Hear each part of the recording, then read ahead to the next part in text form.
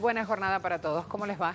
Vamos a abordar hoy en esta agenda abierta un tema de Ecuador, con el inicio de la huelga nacional de trabajadores y organizaciones sociales en ese país que están marchando contra el paquetazo económico hace varios días. Preguntamos también en redes sociales si aparecerán ahora los organismos internacionales para condenar la persecución política que se da en las marchas. Allí algunas de las opciones para que participen. Vamos a sumar también. Presten atención quienes están viendo desde Estados Unidos nuestro programa. Vamos a sumar que es un tema que pareciera económico, pero tiene un impacto político importante. Tiene que ver con México y con Estados Unidos, porque trabajadores de General Motors llevan más de 3 semanas protestando. ¿Quién dice que los sindicatos de Estados Unidos son débiles? Así las cosas, vamos a empezar entonces nuestro programa con la presentación de estos temas. Moreno por el paquete de medidas neoliberales para acceder a préstamos por 4.209 millones de dólares. Cientos de manifestantes sitiaron la Asamblea Nacional como respuesta al despliegue militar y policial inusual del gobierno contra los manifestantes, que según cifras gubernamentales hasta ahora han dejado un saldo de 1 muerto y 700 detenidos. En medio de un ambiente de descontento generalizado, el mandatario ecuatoriano responsabilizó al expresidente Rafael Correa y al presidente de Venezuela, Nicolás Maduro, de estar detrás de las movilizaciones. Mientras tanto, indígenas, estudiantes, campesinos y obreros, quienes se ven afectados por los recortes a los subsidios a la gasolina, se dirigen a la ciudad de Guayaquil, lugar donde reside temporalmente Moreno luego de fuertes protestas en Quito. Hoy, en Agenda Abierta, haremos un seguimiento de las protestas y analizaremos los motivos que incitaron a la ciudadanía a iniciar un paro nacional que hasta ahora es indefinido. Sputnik dice, Lenín Moreno decreta toque de queda en zonas estratégicas de Ecuador por protestas. Lo hizo mediante un decreto presidencial. La circulación en zonas aledañas a edificios del Estado y de las Fuerzas Armadas está prohibida desde las 8 de la noche hasta las 5 de la madrugada. El ministro de Defensa detalló que estará prohibido el tránsito vehicular y peatonal en puntos estratégicos como terminales aéreos e infraestructuras de servicios públicos. También el ministro advertía, quienes no cumplan van a ser puestos a la orden de las autoridades competentes. ¿Qué dice Fundación Regional de Asesoría en Derechos Humanos? Más de 80 personas fueron detenidas en las protestas sociales en Quito. Denunciamos que han sido trasladados ilegalmente a las instalaciones del Grupo de Intervención y Rescate. Allí entonces esta fundación se pronuncia como defensoras de derechos humanos afuera en la unidad de flagrancia. Estaban esperando que la jueza reciba el habeas corpus para estos casos de detenciones ilegales en Quito. Exigimos a la jueza que acepte esta acción para que no se cometan violaciones de derechos humanos, tortura, desaparición y ejecución extrajudicial. Está pasando en Ecuador. Además, vamos a ver otro portal. 7 países latinoamericanos apoyan acciones de gobierno en Ecuador. 7 países latinoamericanos. La Cancillería ecuatoriana informaba del apoyo de estos gobiernos, caso Argentina, Brasil, Salvador, Guatemala, Paraguay, todos gobiernos con programas económicos neoliberales puestos en marcha. El efecto contagio, si esto en Ecuador se diera en esos países, también lo sentirían y se verían dañados socialmente. Allí entonces salen a respaldar al presidente Moreno. ¿Qué dice Telesur? Vamos a cambiar de portal. Grupo de Puebla condena represión de movilizaciones en Ecuador. 30 líderes estuvieron reunidos aquí, 12 países latinoamericanos y europeos, instando a estos organismos a condenar la persecución política que se da en Ecuador y exhortando a los organismos internacionales a observar y condenar aquellos actos represivos como respuesta a la protesta social. Allí el punto entonces, el foco en cuestión. Tengan en cuenta lo siguiente, tengan en cuenta que ya van varios días de estado de sitio en la nación, que no han parado de darse las manifestaciones en contra de este paquetazo ordenado por el presidente Moreno, que los dedos acusatorios inclusive han llegado al gobierno de Venezuela, al expresidente Rafael Correa, y allí ha ido justamente tratando de sostenerse con sus anuncios y decisiones en la silla presidencial Lenín Moreno.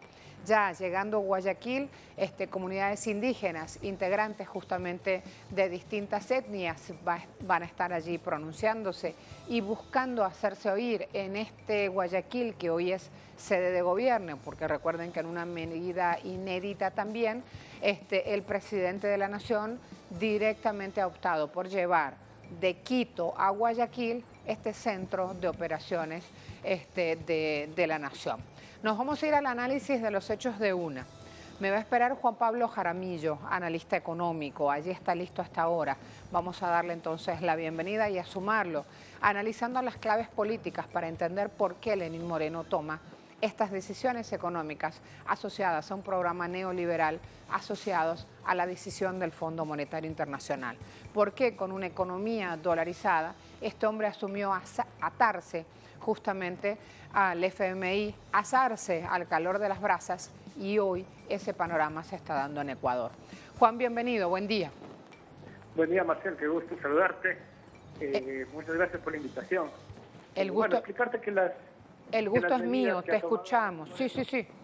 Obedece a una serie de errores que ha tomado durante los últimos 2 años y medio. El gobierno de Lenín Moreno implementó un plan en el cual redujo impuestos a grandes corporaciones en Ecuador, y eso creó un hueco fiscal mayor al que tenía cuando asumió el poder.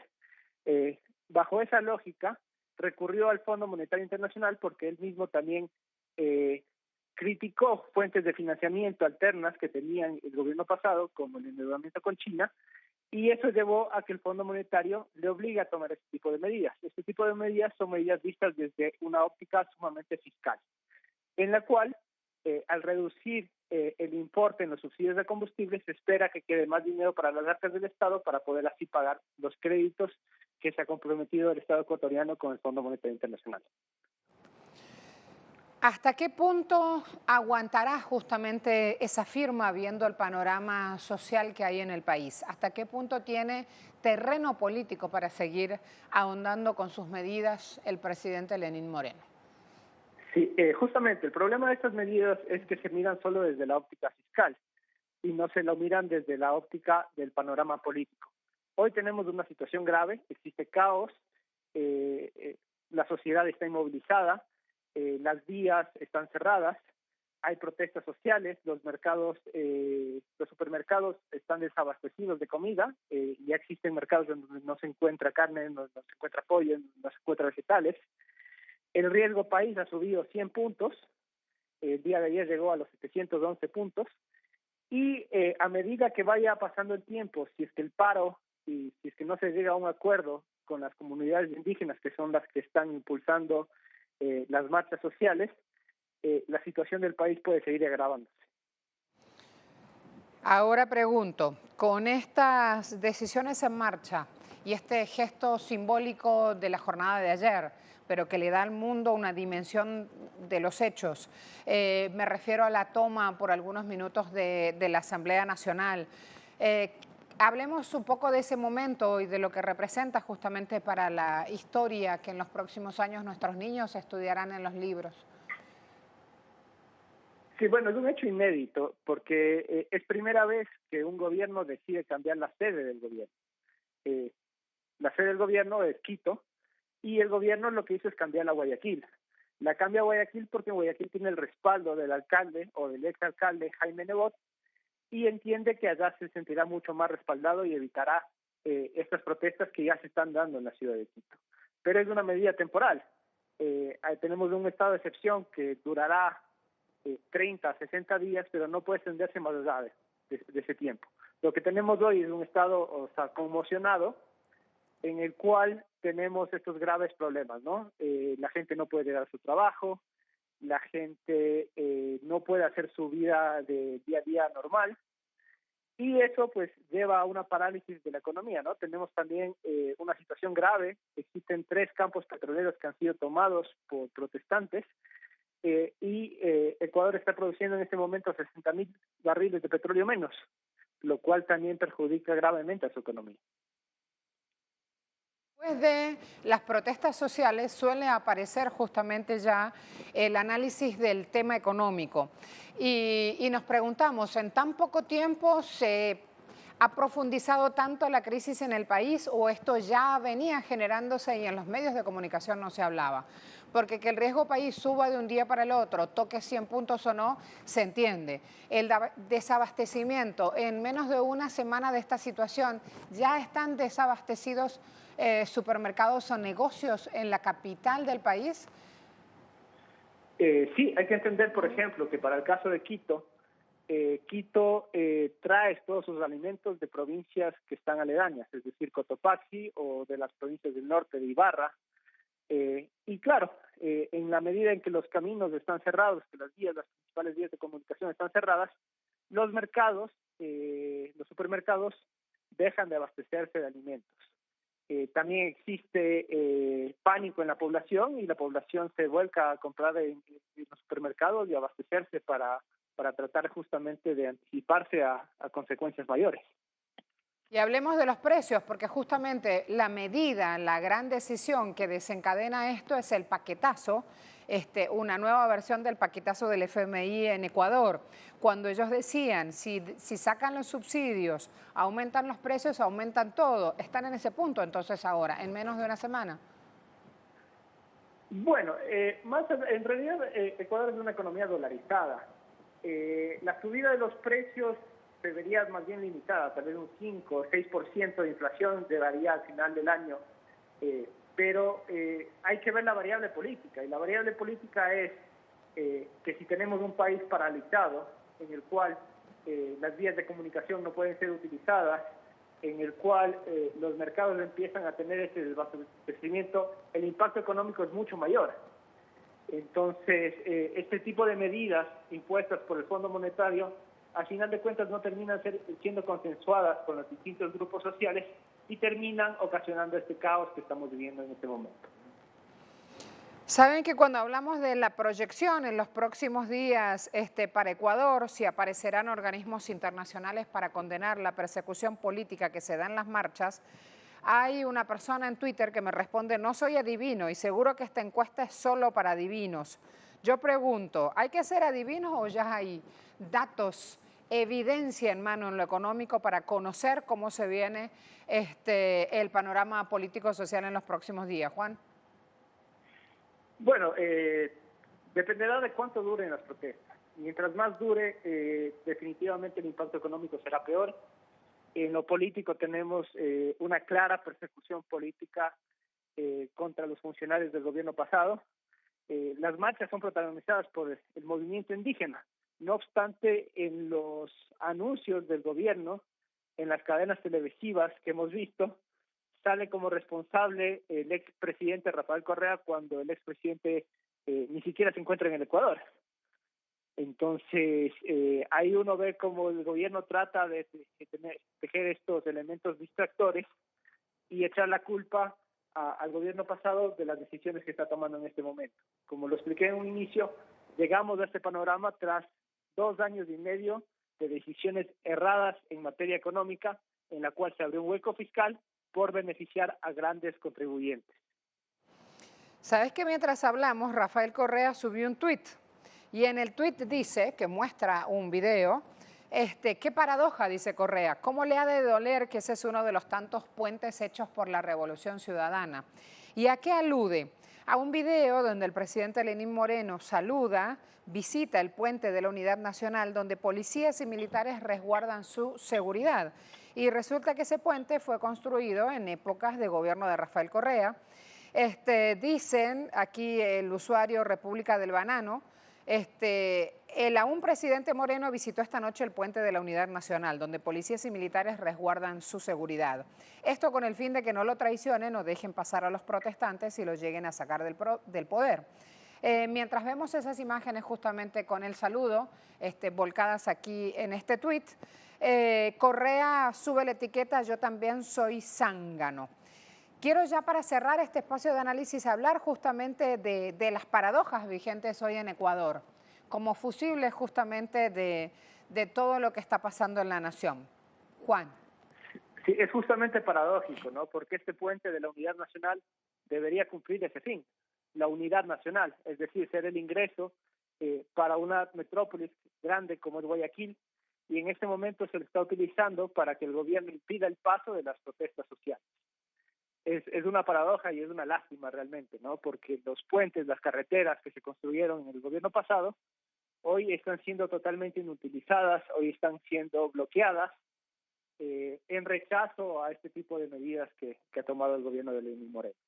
Es una situación muy lamentable, es una situación en la cual estamos viviendo mucha represión, existen más de 500 detenidos, existen muertos que no la prensa no habla o ha omitido hablar de esto, pero ya existen personas fallecidas en estas protestas, y es un desenlace del cual no tenemos certeza qué es lo que vaya a ocurrir.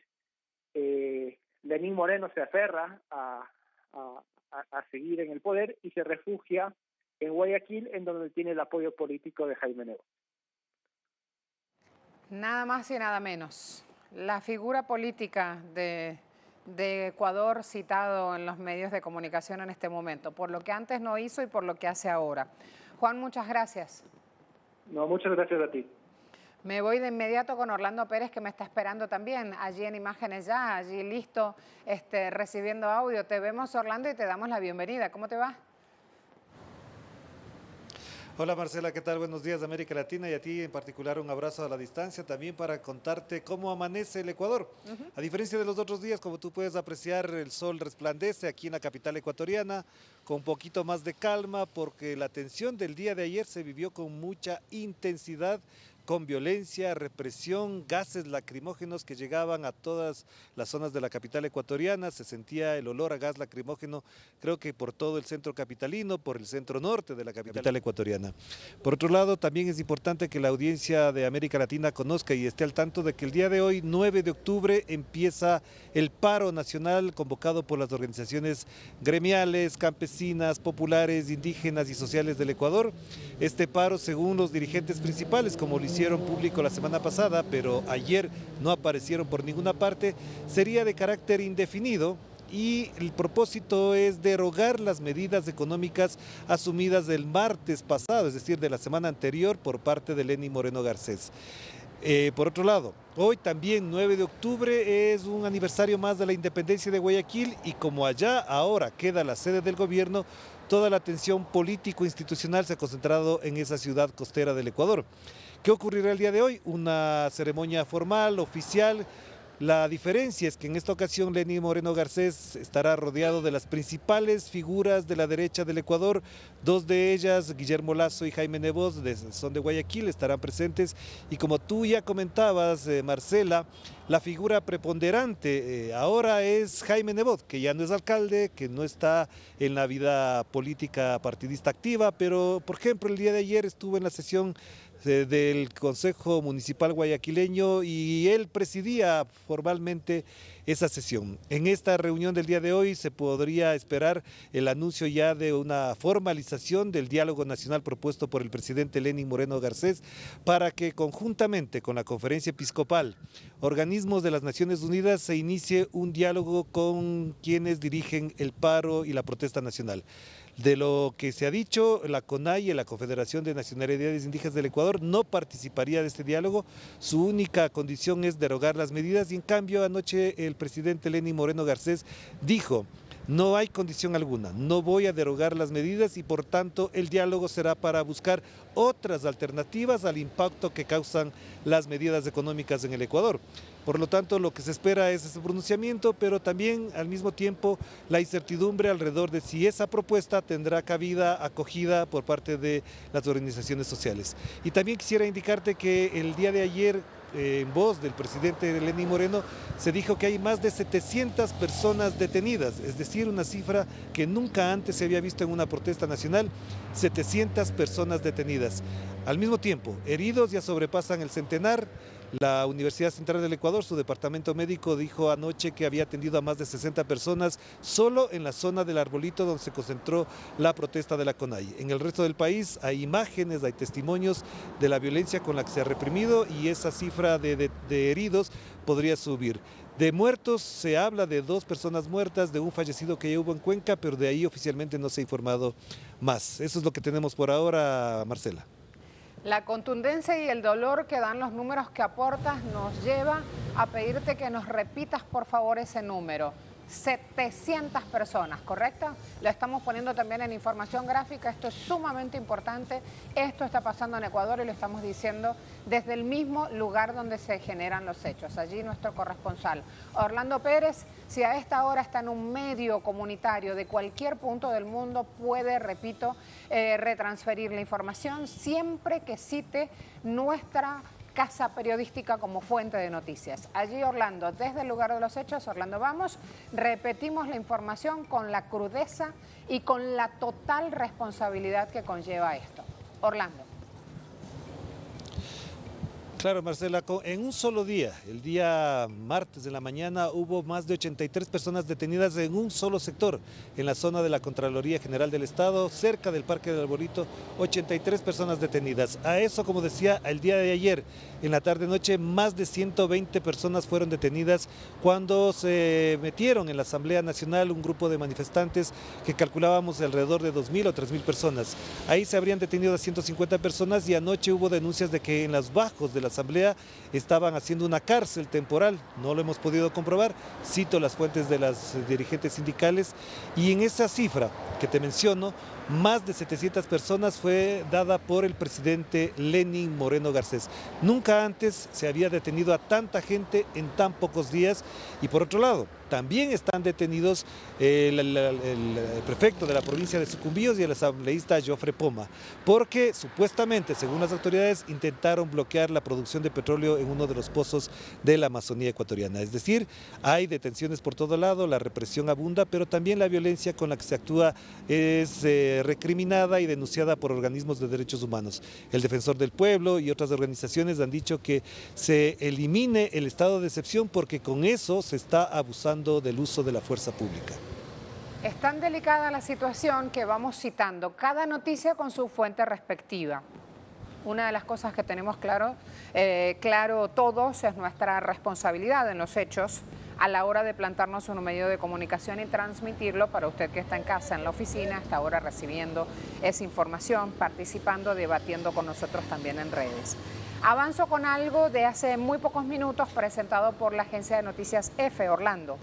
Correa pide elecciones adelantadas en Ecuador y se ofrece como candidato. ¿Cómo recibes esta información? ¿Qué es lo que se dice en el país sobre este punto? Sobre todo cada vez que aparece citado el presidente Rafael Correa en cualquier contexto que se da en estos días de manifestaciones antipaquetazo económico.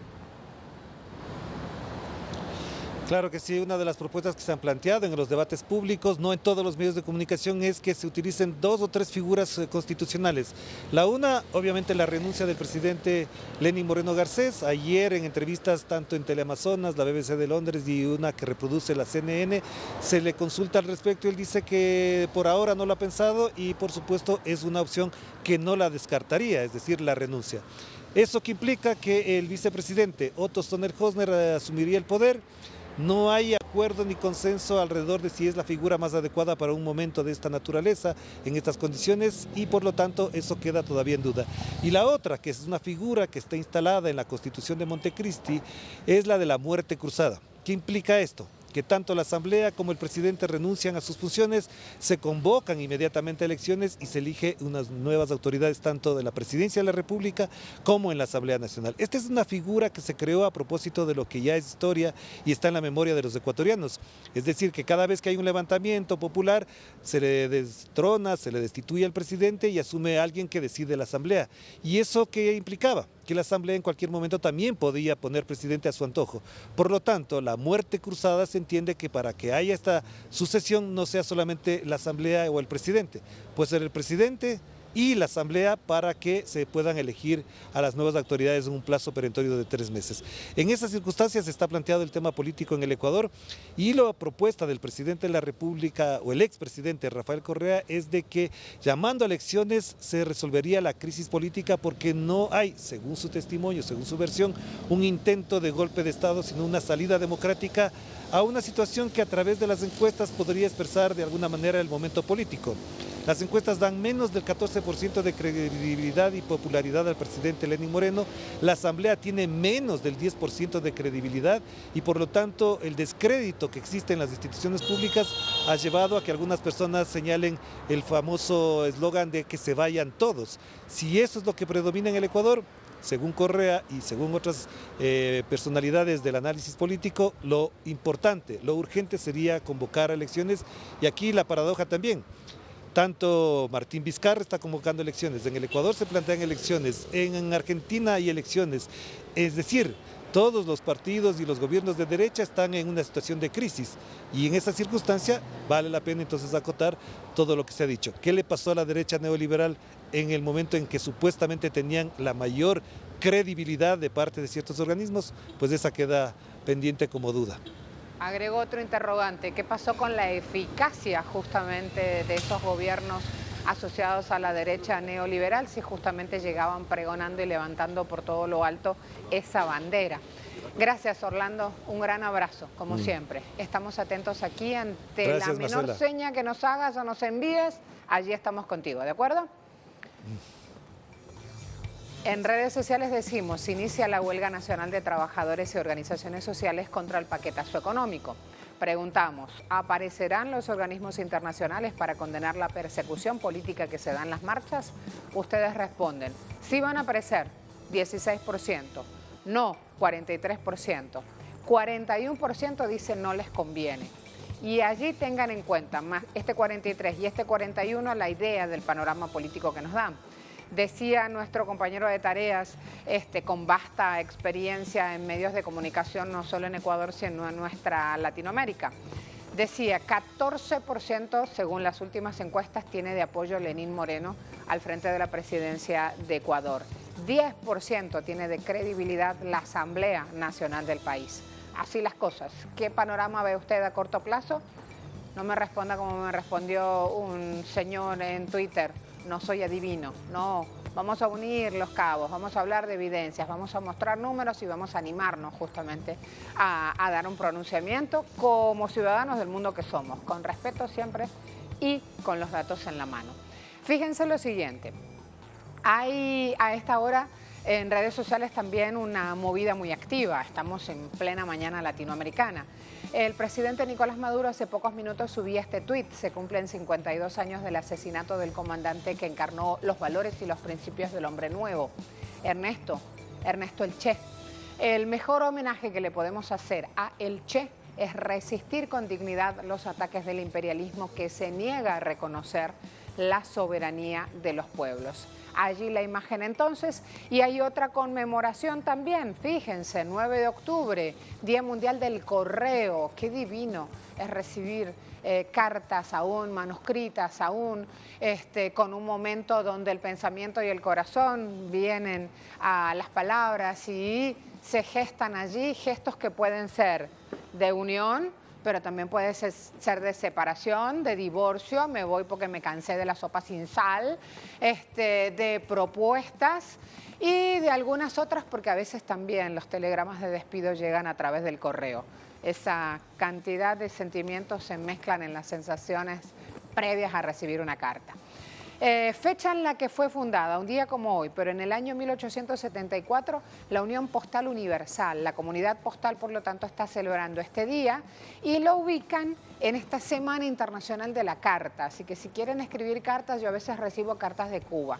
Si quieren escribir cartas, aquí en Boleíta, en nuestra Caracas, solo poniendo Telesur, llega la carta. No se preocupen por eso.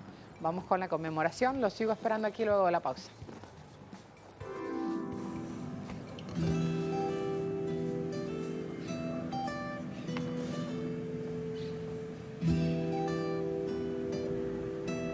Cuando las distancias se acortan, cuando los ausentes se hacen presentes, cuando llega la esperanza, cuando te emocionaste, cuando sentiste nostalgia, cuando te sorprendiste, cuando reíste, cuando lloraste, cuando gritaste, cuando enviaste lo mejor de ti, cuando recibiste lo mejor del mundo, cuando el destino no importa, cuando son tiempos difíciles, cuando llega la calma, cuando lo necesitas, el servicio postal siempre llega a tiempo. Hoy, 9 de octubre, es el Día Mundial del Correo. El año 1706 marcó el nacimiento de Correos en España. 3 siglos después, sus servicios siguen siendo necesarios a pesar de las nuevas tecnologías. En el mundo existen más de 5 millones de empleados de correos y 663.000 oficinas. Los servicios postales procesan y entregan cada año alrededor de 368.000 millones de cartas y 6.400 millones de paquetes.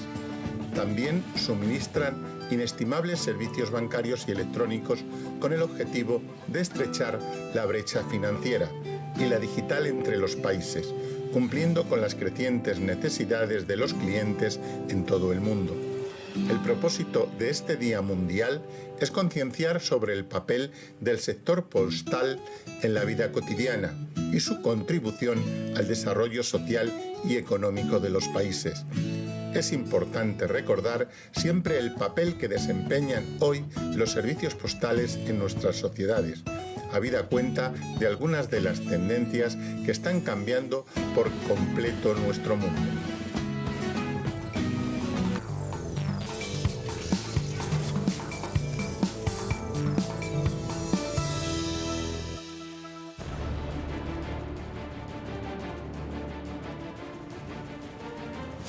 La transnacional General Motors informó el despido de 415 trabajadores y la detención de su planta de motores y transmisiones en Coahuila. Previamente, la compañía despidió a 6.000 trabajadores en la planta de Silao, Guanajuato, y cerró una planta ensambladora en Canadá. Por su parte, la unidad de trabajadores automovilísticos informó la falta de avances en la posibilidad de un diálogo con la gerencia de la compañía. Hace 4 semanas que los trabajadores están de paro. Exigen respuestas a temas como el alza del salario mínimo y la restitución del seguro médico, suspendido como castigo a las protestas laborales.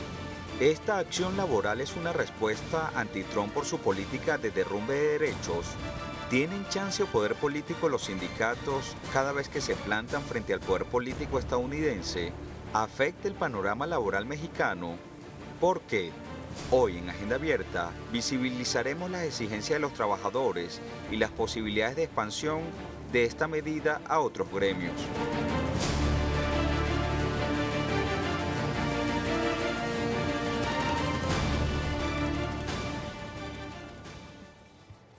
El Norte en su portal dice, operan al 60% por paro general en General Motors. El presidente de la Cámara Nacional de la Industria, Rogelio García, señaló que las empresas que maquilan autopartes para General Motors operan en este porcentaje, 60%, por la huelga que enfrentan trabajadores en Estados Unidos desde hace más de 3 semanas. Les preocupa el funcionamiento de las maquilas, imagínense. Milenio, huelga de General Motors ya afecta a la producción en Querétaro. Por los paros técnicos en las plantas en Silao, Guanajuato y en Ramos Arizpe, Coahuila, por falta de componentes de Estados Unidos para armar los autos, algunas líneas de ensamble de proveedores queretanas han enviado a sus trabajadores a casa, de vacaciones. El presidente, Renato Villaseñor, de esa planta en Querétaro, señala que entre el 50 y el 60% de los proveedores de los autopartistas tienen alguna relación con esta cadena de suministros de General Motors, pero solo han sido dañadas las líneas que la surten de manera directa. Aquí hay un economista argentino que siempre nos insiste en hablar justamente de cómo arman todo, cómo mapean estas industrias, cómo arman justamente sus crucigramas, cómo levantan los pilares a la hora de la producción. Finalmente pasa una huelga en Estados Unidos y miren cómo fuentes de trabajo en México se quedan ya en alerta temiendo por su fuente laboral. Lo hacen para eso, justamente, para generar el miedo. Si paro o no produzco en Estados Unidos, bueno, ustedes tampoco van a tener trabajo en México.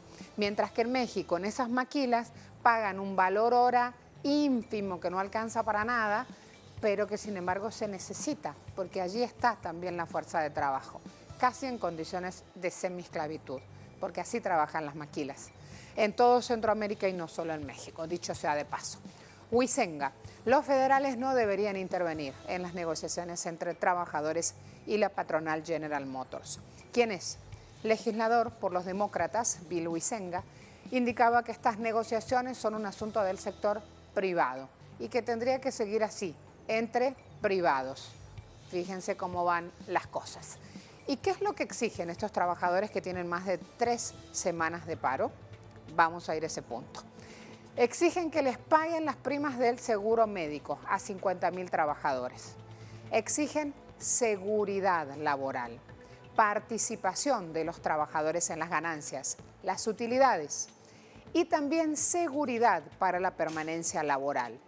¿Por qué? Porque cuando se habla de seguridad es porque estas personas tienen trabajos pero con contratos temporales, lo que llaman los economistas, los expertos en seguridad laboral, la tercerización. ¿Y qué implica tercerizar un puesto de trabajo? Bueno, que le paguen menos, que las condiciones laborales justamente vayan a la baja, perdiendo derechos el trabajador para ir a sumar más ganancia a la empresa, a la patronal. Jorge Gestoso a esta hora se suma con nosotros, está en Estados Unidos. Vamos hablando, Jorge, de lo que implican ya estas más de 3 semanas de paro en General Motors, cómo lo que pasa en Estados Unidos finalmente tiene a esta hora ya su repercusión en México y cómo justamente estas transnacionales van uniéndose en este encadenamiento productivo y no dejan nada librado al azar. Así entonces, cuéntanos por favor un poco más del impacto de estas 3 semanas sin actividad en Estados Unidos, lo que le da también a ese sindicato una fuerza y una voluntad política de proporciones, ¿no, Jorge? Marcela, ya entramos en el día 24, es decir, entramos en la 4ª semana del paro de casi 50.000 trabajadores del sindicato de General Motors. Y lo que están diciendo los trabajadores del sindicato es que no ven un compromiso de la empresa ante sus reclamos. Les preocupa grandemente que estarían cerrando 5 plantas aquí en Estados Unidos antes de fin de año. Estarían evitando de esa forma una serie de trabajos y enviando trabajos a las plantas de México a nivel de cuánto están sufriendo los trabajadores. Para decir rápidamente una cifra, están recibiendo ahora a través del sindicato, el sindicato le está dando este dinero, la 4ª parte de lo que estaban ganando anteriormente, es decir, se tienen que arreglar con la 4ª parte de sus ingresos. Y el argumento que está sacando ahora la compañía es que en el futuro piensan producir más y más automóviles y camionetas con motores eléctricos, es decir, vehículos eléctricos. Eso afirman de que generaría menos puestos de trabajo y entonces el argumento es no se quieren comprometer en un contrato de 4 años, dado que ven que en el futuro van a tener menos trabajadores. Pero en definitiva, quizás uno de los puntos claves que tú mencionabas sigue siendo espinoso y durante el fin de semana dijo justamente el sindicato que las negociaciones habían dado un giro para atrás, es que los trabajadores temporales no tienen ningún derecho social, no tienen seguro médico, no tienen ningún tipo de garantías y están exigiendo eso y la compañía no se quiere de alguna forma comprometer. Siguen las negociaciones esta mañana. Ayer justamente seguían avanzando, entre comillas, es decir, seguían continuando, pero el estancamiento está allí. Te digo, estamos en la 4ª semana y ya está durando muchísimo más de lo que todo el mundo anticipaba. Es la huelga más importante que se está dando contra General Motors en los 80 años de la empresa. Una empresa que en el 2008, cuando hubo una crisis financiera, se declaró en quiebra y justamente han sido los trabajadores las que la sacaron de las cenizas y está ganando decenas de miles de millones de dólares y sin embargo no quiere negociar lo que son, de acuerdo al sindicato, los reclamos mínimos, el seguro mínimo de aumentarles los salarios a un nivel decente, asegurarles un seguro médico con un mínimo de aumento y, ya te digo, garantías de trabajo y garantías de trabajo para los trabajadores temporales, Marcela. Cuando dicen que quieren que este tema se quede como un asunto entre privados, esta es una posición política tomada por algunas figuras, pero también expertos laborales resumen en esta frase mucha de la expectativa para los próximos días respecto a la solución o no de este conflicto. Cuando hablan de que quieren que esto se quede entre privados, ¿a qué se refieren, Jorge? Digamos, para una audiencia que no vive en los Estados Unidos, poner esto en perspectiva. Hay un presidente que se llama Donald Trump. El presidente Donald Trump defiende todos los intereses de las grandes empresas, de las grandes corporaciones. Hay una palabra clave que se juega con mucha sutileza y es protección. Sin embargo, de alguna forma aquí están viendo esa palabra, la transforman en la palabra regulación. Regulación es sinónimo de protección. Regulación del medio ambiente quiere decir que tú no puedes dañar el cambio climático de una manera definitivamente, prácticamente de manera personal. En ese contexto, el Estado, bajo la presidencia Trump, está desmontando todo lo que él llama regulaciones, protecciones. Y en ese contexto, el Estado, según la visión de la presidencia y en muchos casos la visión de los Estados Unidos, debe intervenir lo menos posible. Dicen ellos, hay que dejar que el mercado se regule solo. Es decir, se regule solo significa que los trabajadores no tengan protecciones, no tengan, entre comillas, regulaciones, y así las grandes empresas negocien como quieran y como puedan con los trabajadores que se agrupan en sindicatos y, como te decía la última vez que hablamos de esto, en los últimos 30 años el poder de los sindicatos se ha reducido a la tercera parte, prácticamente lo que tiene que ver con las grandes corporaciones. El mecanismo de esto de sacar las protecciones los ha llevado a tal punto que han perdido enorme cantidad de fuerza. Es decir,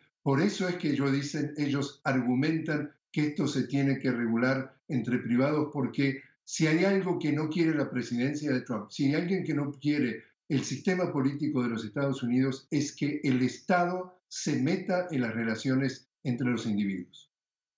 Muchas gracias. Gracias por este tiempo y estos minutos, Jorge. Gracias a ti. Me voy del lado mexicano a ver qué información tiene Eduardo Martínez. Edu, cuando estés listo, buen día. ¿Qué tal? Muy buen día, un gusto poder saludarte, un gusto saludar al auditorio de Agenda Abierta. Efectivamente, ya las consecuencias de la huelga que sostienen estos 50,000 o casi 50,000 trabajadores de General Motors en Estados Unidos comienza a tener efectos en México, y precisamente en este territorio General Motors tiene 4 plantas. Una instalada en el norte del país, en Ramos Arizpe, en el estado de Coahuila. La otra más al centro del territorio mexicano, en Silao, en el estado de Guanajuato, y después viene también San Luis Potosí y Toluca. Sin embargo, hasta este momento solamente 2 de estas plantas han sido afectadas. Por un lado está lo que ocurre en el estado de Guanajuato, en la planta de Silao, donde ya se ha, digamos, enviado de vacaciones a una parte importante de los trabajadores, y quienes no tengan días disponibles para disfrutar de vacaciones, pues se les estará pagando el 55% de su sueldo. Un esquema similar es el que ya se está aplicando a partir del día de ayer en un paro técnico en la planta de Ramos Arizpe en Coahuila. Esta misma situación es la que está teniéndose ya en esta parte del norte del territorio mexicano, donde están siendo afectados una parte importante de los trabajadores. Cabe decir, y esta es la parte interesante del asunto, que las plantas de General Motors son generadoras importantes de empleos en los municipios y en los estados donde están instaladas.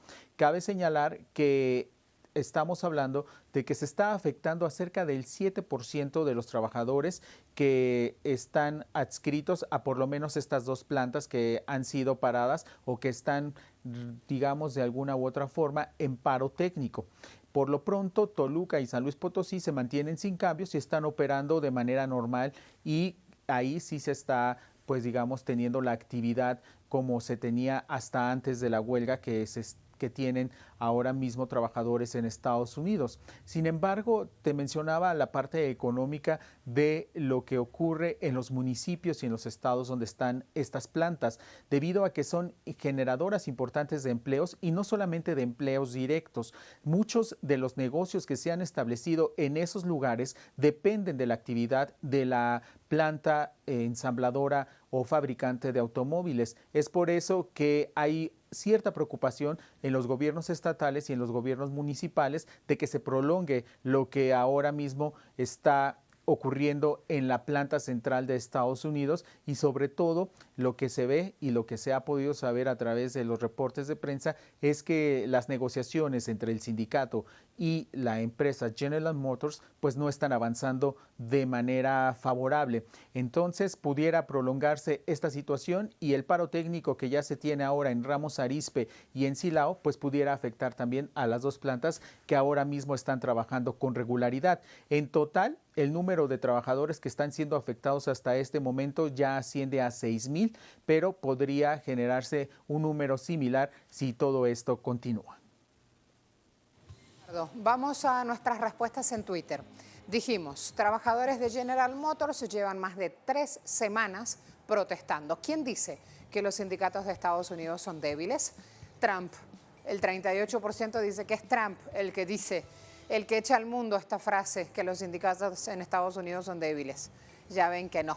Empresarios, 18%. Los ricos dicen esto, 18%. Y hay aquí una cuarta opción, no aflojen, 27%.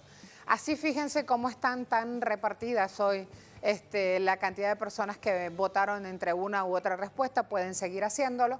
Me preparo a esta hora a ir a una noticia de último minuto. La está presentando RT con un pronunciamiento de Erdogan. Último minuto, RT. Erdogan ya está hablando de un inicio de operaciones, donde ya lo vamos a ver. Último minuto, donde justamente venimos analizando, siguiendo los hechos de cerca, porque tiene que ver con una región que de por sí está convulsionada, donde Estados Unidos tiene una presencia con sus aliados y donde los hechos se manejan con una sutilidad desde lo diplomático, pero el avance en el terreno ya está dado. Erdogan anuncia el inicio del operativo en el norte de Siria. Este 7 de octubre, Erdogan había anunciado que Estados Unidos había comenzado la retirada de sus tropas desplegadas en el noreste de Siria antes que dé comienzo la operación militar de Ankara en esta zona. Así entonces, la Casa Blanca ya informó anteriormente que no apoyará ni participará en la pronta ofensiva de Turquía, ya que las tropas estadounidenses ya no estarán en los alrededores. Ankara despliega fuerzas adicionales en la frontera siria después de que el presidente Erdogan anunciara que está listo para empezar hoy o mañana una operación. Allí algunas imágenes que corresponden a la cadena RT de todas estas fuerzas desplegadas. Se busca una operación militar en el norte del país árabe, así que atentos a los hechos. Allí le estamos mostrando el último minuto, de aquí le proponemos una pausa rápida. A la vuelta todavía nos queda economía, nos queda deportes, hay de todo en esta agenda abierta, así que lo sigo esperando. Hace instantes hablábamos de un último minuto, que es lo que está pasando en el norte del territorio sirio. Nos vamos a Damasco, capital de Siria, con nuestro corresponsal Hisham Wanous. Adelante, por favor, con la actualización.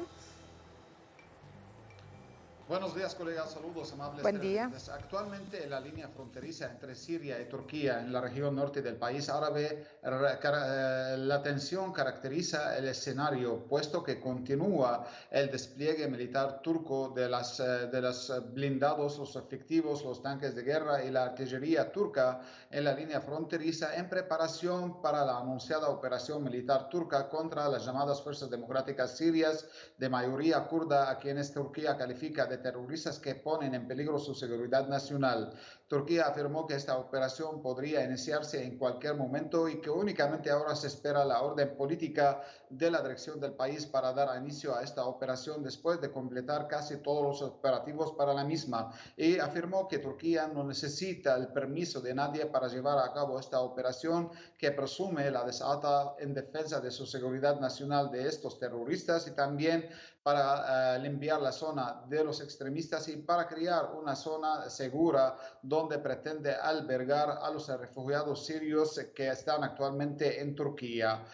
Por otra parte, en el otro lado de la línea fronteriza, los kurdos declararon el estado de alerta general y también movilizaron sus tropas hacia las localidades de Tal Abyad y Ras Al-Ain, que se extienden a lo largo de 100 kilómetros en la frontera sirio-turca, por donde se prevé se inicia la operación turca contra Siria, y también pidieron del pueblo, de la población civil, secundar sus medidas mediante manifestaciones de rechazo a esta operación en la línea fronteriza. Asimismo, los kurdos pidieron de la coalición internacional liderada por Washington, también de Europa y de la comunidad internacional, presionar a Ankara para renunciar sus planes bélicos contra los kurdos y no llevar a cabo esta operación que advierten en caso de ocurrir tendrá graves repercusiones y causaría una catástrofe humanitaria sin precedentes en la región norte de Siria.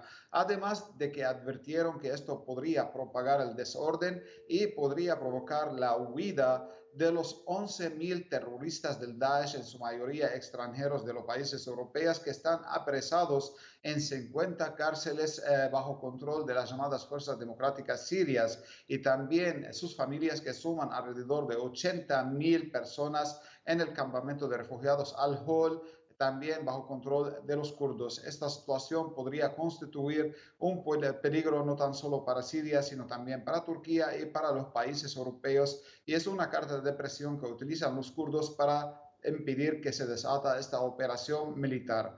En tiempo que, a pesar de que Estados Unidos afirmó que no formará parte de esta operación y de que su repliegue no significa abandonar a los kurdos, realmente los kurdos estiman que Washington los apuñaló en la espalda y estiman que existe una coordinación entre Estados Unidos y Turquía para llevar a cabo esta operación.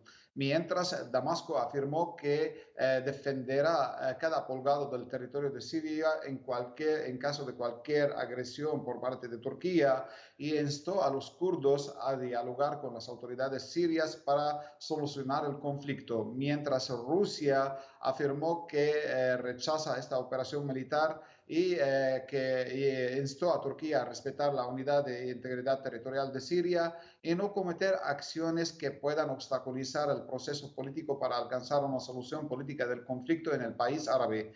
En tiempo que Teherán y el presidente de Teherán, Hassan Rouhani, afirmó que también rechaza esta operación militar, y aunque avala los temores de Turquía sobre su seguridad nacional, pero afirma que para garantizar esta seguridad lo único que se puede hacer de vía perfecta es la retirada de las tropas invasoras extranjeras de Siria, sobre todo las estadounidenses, y el despliegue de los efectivos del ejército árabe sirio en la zona fronteriza con Turquía para garantizar la seguridad en esta zona. Esta es toda la información que tenemos por ahora. Adelante. Seguimos los hechos. Gracias, Hisham. El primer ministro de Pakistán se llama Imran Khan. Está en China, una visita oficial de 2 días. Busca discutir, la situación que se da en Cachemira, una zona que Pakistán está disputando justamente con India. Así que vámonos a Beijing con Iramsi Peraza. Allí está nuestra compañera de tareas. Aunque sea cortica la información, es importante que también llevemos ahora nuestra atención a ese punto del mundo. Cuando quieras, Iramsi. Hola, ¿qué tal, colega? Pues Buen en día. efecto, el primer ministro de Pakistán, Imran Khan, realizó una visita de trabajo de 2 días a China, en la que dialogó con sus homólogos del gigante asiático sobre el conflicto que mantiene su país con la India por la situación de la Cachemira. Imran Khan se encuentra en una misión de sumar aliados contra la decisión de la India, que en agosto pasado retiró el estatus autónomo especial que posee la Cachemira, una región en disputa entre India y Pakistán. China aseguró que se oponía a esa decisión de la India India y que podría apoyar a Pakistán en defender sus intereses y derechos legítimos en la Cachemira, pero también abogó porque los dos vecinos encuentren el camino del diálogo y puedan conversar de manera pacífica para resolver sus diferencias. Beijing cree que puede actuar de mediador para que las dos naciones se sienten a negociar sobre ese tema.